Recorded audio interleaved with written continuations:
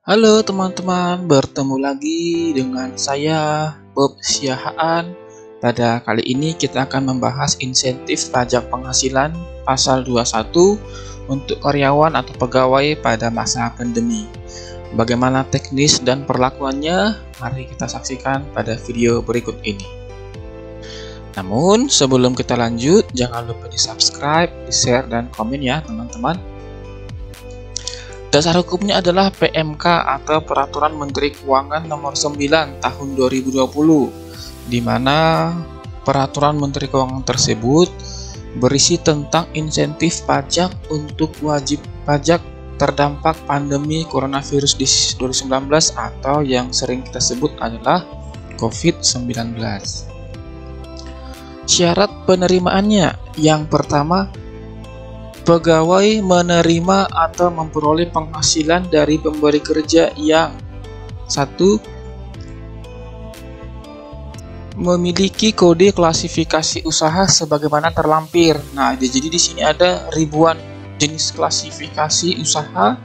Nah, apabila tempat kerja teman-teman ada salah satu di dalamnya, maka itu boleh memanfaatkan fasilitas insentif ini. Yang selanjutnya ditetapkan sebagai perusahaan kemudahan impor tujuan ekspor. Nah, itu juga ada jenis-jenis perusahaannya, nanti saya lampirkan di link. Yang selanjutnya ada izin penyelenggara kawasan berikat, izin pengusaha kawasan berikat, atau izin PDKB, nanti juga saya lampirkan. Yang selanjutnya adalah pegawai tersebut harus memiliki NPWP. Nah, jadi sekalipun kode klasifikasi usaha tempat teman-teman bekerja termasuk di dalamnya, tetapi jika Anda tidak memiliki NPWP, maka tidak berhak menerima insentif ini. Yang selanjutnya adalah penghasilan bruto yang bersifat tetap dan teratur yang disetahunkan tidak lebih dari 200 juta. Artinya adalah sekalipun kode klasifikasi usaha tempat saudara bekerja ada dan juga sudah memiliki NPWP, tetapi jika penghasilan bruto teman-teman selama disetahunkan lebih dari 200 juta, tidak berhak menerima fasilitas insentif ini. Nah, yang menjadi pertanyaannya, apa itu pengertian penghasilan pegawai tetap yang bersifat teratur? Nah, disebutkan bahwa teratur dalam artian penghasilan bagi pegawai tetap berupa gaji atau upah, segala macam tunjangan, dan imbalan dengan nama apapun yang diberikan secara periodik berdasarkan ketentuan yang ditetapkan pemberi kerja, termasuk uang lembur. Nah, jadi artinya yang bersifat tetap dan teratur seperti yang kita bahas di slide sebelumnya adalah yang diterima setiap bulan dan itu teratur. Jadi 200 juta tersebut apa aja? Nah, berupa gaji, tunjangan, imbalan yang diterima rutin setiap bulan. Nah, jadi kalau tunjangan hari raya atau katakanlah ada bonus, jasa produksi, insentif segala macam yang tidak teratur, itu tidak diperhitungkan sebagai penghasilan bruto dengan batasan 200 juta tadi. Nah, untuk penjelasan tata cara perhitungannya nanti saya sampaikan di lampiran ya teman-teman ya. Nah, cara pembayarannya bagaimana? Apakah insentif pajak tersebut dibayarkan oleh pemerintah ke rekening pegawai atau seperti apa? Nah, jadi di PMK tersebut dijelaskan insentif pajak tersebut harus dibayarkan secara tunai oleh pemberi kerja pada saat pembayaran penghasilan kepada pegawai, termasuk dalam hal pemberi kerja memberikan tunjangan PPh pasal 21 atau menanggung PPh pasal 21 kepada pegawai. Jadi artinya apa? Insentif tersebut harus dibayarkan secara tunai, artinya dalam artian ini tunai bukan berarti langsung cash gitu ya, melalui rekening bank juga boleh, artinya tidak dapat digantikan dalam bentuk barang. Nah, kemudian juga diserahkan pada saat pembayaran penghasilan, jadi tidak dirapel ya teman-temannya. Kemudian ada beberapa perusahaan di mana mereka memberikan tunjangan PPh pasal 21 atau menanggung PPh pasal 21 kepada pegawai. Nah, sekalipun demikian, mereka selaku pemberi kerja harus memberikannya kepada pegawai. Jadi teman-teman, jika termasuk di dalam kategori yang tadi syarat penerimaan tadi, teman-teman boleh mengajukan pertanyaannya kepada HRD-nya, SDM atau bagian akuntansi atau bagian pajak di tempat teman-teman bekerja. Bagaimana terkait insentif tersebut, apakah bisa dimanfaatkan atau tidak, seperti itu. Nah, jadi artinya adalah kalau secara umum pajak itu akan dibayarkan oleh pemberi kerja kepada kas negara. Nah, tapi dengan adanya PMK ini yang awalnya disetorkan ke kas negara, ini disetorkan kepada pegawai. Jadi mekanismenya seperti itu ya teman-teman ya. Jadi bukan ditransfer oleh pemerintah, tapi ditransfer langsung oleh pemberi kerja sebesar PPh pasal 21 masing-masing setiap bulannya. Nah, ada pengecualiannya. Jadi ternyata tidak semua pegawai yang menerima insentif tersebut. Nah, penghasilan yang diterima pegawai yang berasal dari anggaran pendapatan dan belanja negara atau anggaran pendapatan dan belanja daerah itu tidak mendapatkan fasilitas insentif PPh pasal 21 ini ya. Jadi kalau teman-teman bekerja di instansi pemerintahan secara umum ini, maka tidak berhak memperoleh insentif PPh pasal 21 seperti itu ya. Nah, sampai kapan? Nah, sebenarnya PMK ini di tahun 2020 pada masa-masa awal corona sudah ada beberapa PMK-nya ya, katakanlah PMK 23, PMK 46, PMK 86, PMK 110. Nah, cuman di tahun 2021 ini PMK yang terbarunya adalah PMK 9 ini. Nah, diberikan untuk masa Januari sampai dengan Juni 2021 dengan syarat untuk masa Januari didaftarkan paling lama tanggal 15 Februari 2021. Nah, jadi artinya adalah PMK ini baru terbit dan diundangkan di bulan Februari. Nah, lantas bagaimana, kan bulan Januari sudah lewat? Ya, betul. Hanya saja kan pembayaran pajak masa Januari dilakukan dari tanggal 1 Pembayaran pajak masa Januari dibayarkan paling lambat 20 hari setelah masa pajak berakhir. Jadi artinya adalah pembayarannya paling lama tanggal 20 Februari. Nah, dengan alasan tersebut, apabila teman-teman melakukan pendaftaran pemanfaatan insentif ini sampai dengan tanggal 15 Februari, maka PPh pasal 21 masa Januari yang harusnya dibayarkan ke kas negara itu harus dibayarkan ke rekening setiap pegawai dengan syarat yang tadi seperti itu ya teman-teman ya, dan berlaku sampai dengan masa Juni 2021.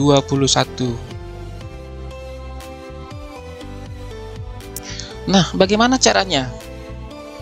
Apakah otomatis apa seperti apa gitu ya? Nah, jadi caranya adalah pemberi kerja menyampaikan pemberitahuan kepada kepala KPP tempat pemberi kerja terdaftar melalui saluran tertentu pada laman www.pajak.go.id. Ini websitenya DJP Online ya teman-teman ya. Jadi harus didaftarkan ternyata. Jadi tidak serta-merta. Jadi katakanlah tempat saya bekerja termasuk di dalam salah satu klasifikasi usaha tersebut, tetapi ketika perusahaan saya tempat bekerja tidak mendaftarkannya, maka tidak bisa diberikan insentif tersebut kepada pegawai. Seperti itu ya. Nah, kemudian siapa yang mendaftarkan? Apakah kantor cabang, kantor pusat, atau seperti apa, atau semuanya? Nah, disebutkan di dalam PMK ini adalah hanya didaftarkan oleh kantor pusat. Nah, jadi misalkan tempat saya bekerja ada kantor pusat dan ada sekian puluh kantor cabang, maka kesekian puluh kantor cabang itu tidak perlu mendaftarkan untuk pemanfaatan insentif ini, tetapi cukup dilakukan oleh kantor pusat. Nah, ketika kantor pusat sudah sukses mendaftarkannya, maka kantor pusat dan semua kantor cabang sudah berhak untuk menggunakan fasilitas tersebut. Seperti itu ya. Bagaimana caranya? Nah, ini teman-teman masuk ke web DJP Online, kemudian masuk ke menu layanan, klik KSWP. Nah, pada KSWP, pada profil pemenuhan kewajiban kita pilih PP fasilitas PPh pasal 21 DTP, PMK 9 2021. Setelah kita klik recaptanya dan klik OK. Jikalau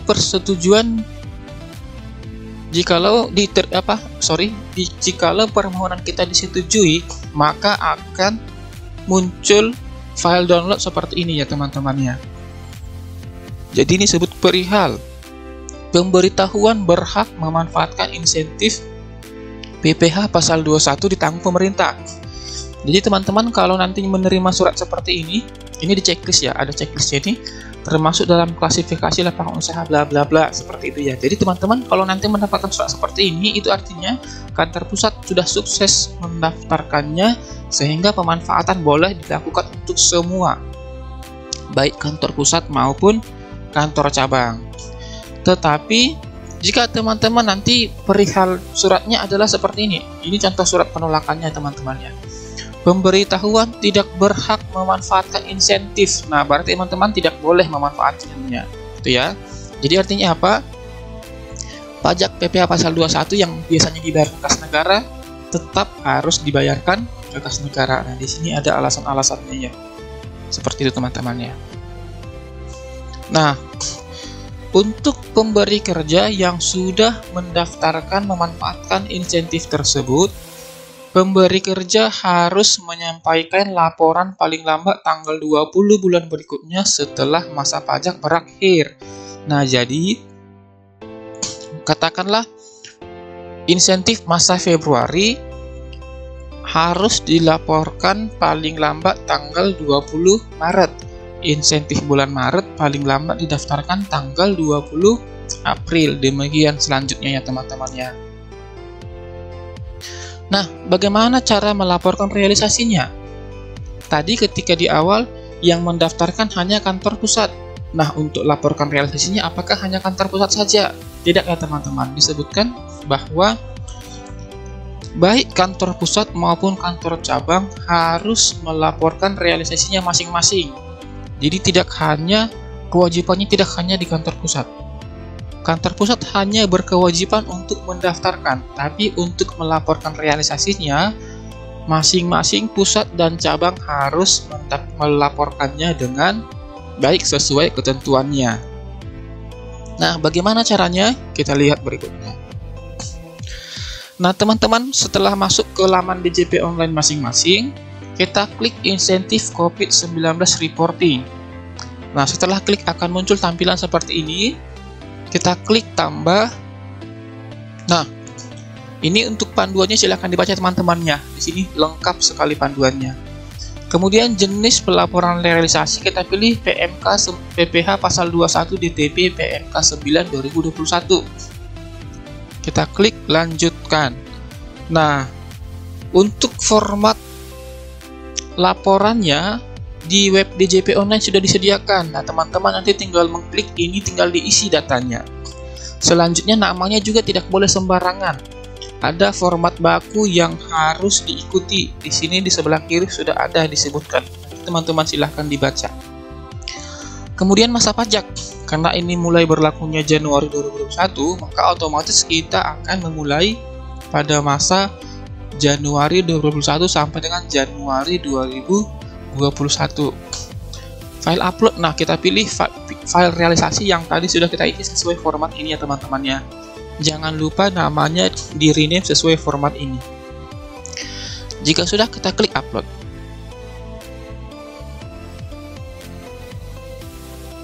Nah, kita klik upload, maka akan langsung mengarah ke menu monitoring.